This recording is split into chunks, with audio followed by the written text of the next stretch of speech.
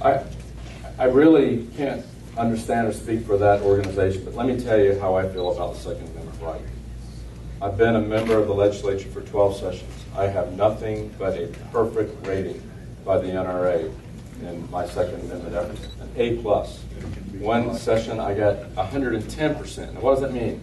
You can get 100% for a perfect voting record, but if you go beyond that as an advocate, whether sponsoring legislation or promoting legislation, you'll get over 100%, and I've received those type of marks. This organization, to any way, shape, or form to question my Second Amendment commitment is immoral. And I can't express in words how incredibly deceptive that organization has been about my record. And my record speaks for itself. I'm a strong believer in the Second Amendment. Guns are a big part of my life. My family owns a hunting camp. My boys and daughter avidly shoot. We own a lot of firearms. I see how they're so important in our society, not only from a recreational point of view, but also to ensure that we are able to defend ourselves. So, I think it's a political ploy. I truly think that, a lot of times in the political process, when you are an incumbent, they try to go after your voting record.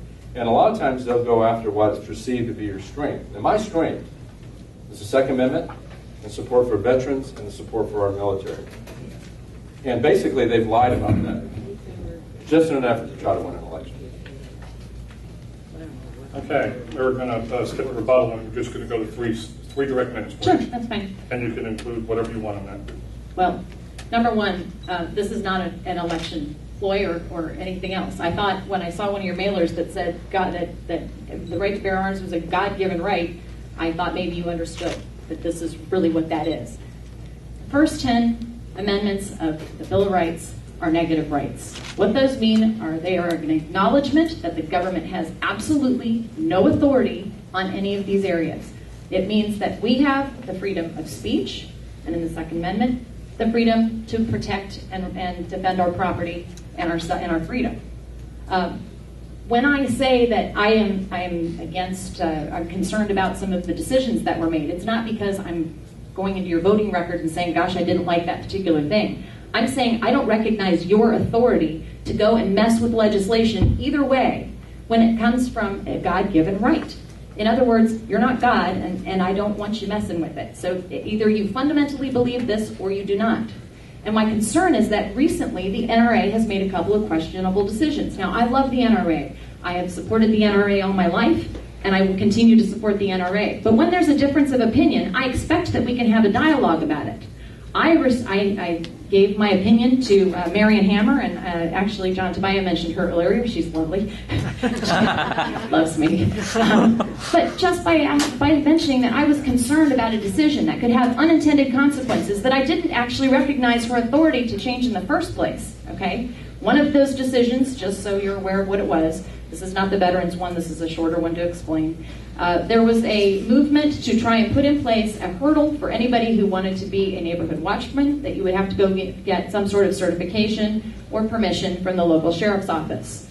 No.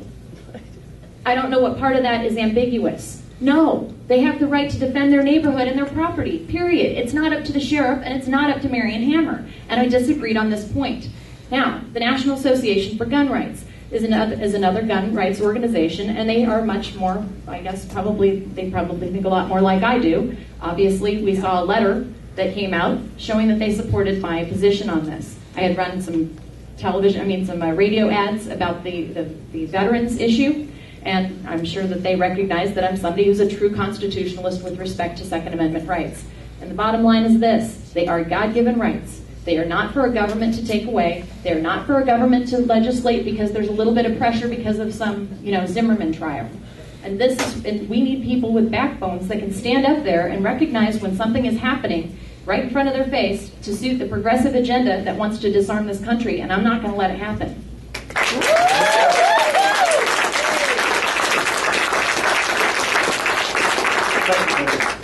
I'm going to interject something really quick here. Yes or no again, please. If elected, will you support bringing this? Will you support, if I'm reading this correctly, bringing the Support the American Flag Act to the floor for a vote? Yes or no, Ted? Yes.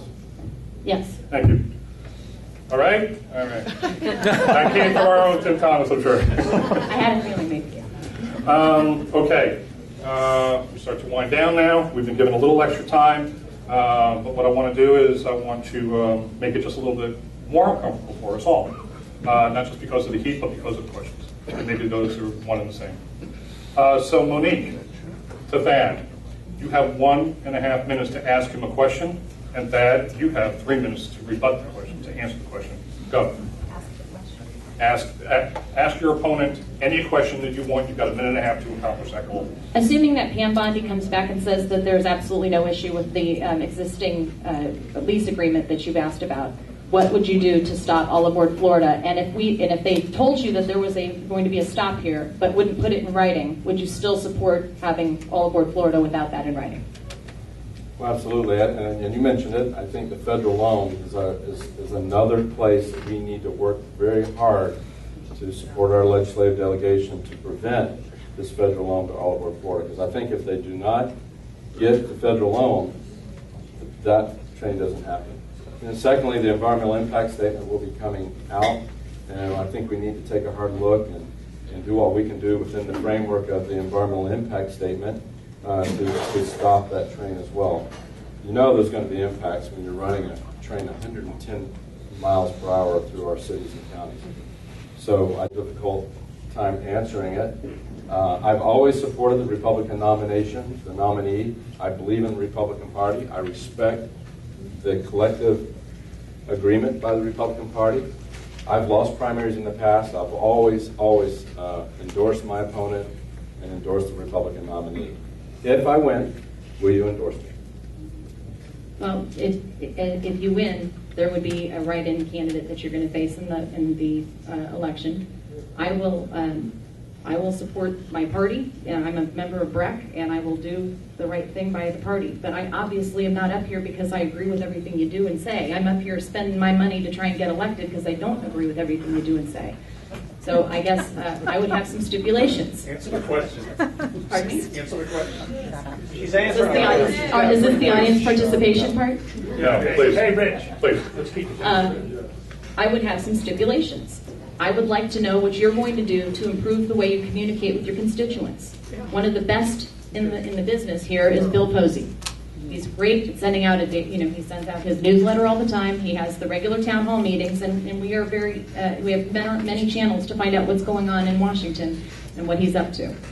Would you be able to put something like this in place so that we can at least have more visibility into what you're doing? And how would you put something in place to get more feedback from your constituents so that what you do reflects more closely what we want? Okay.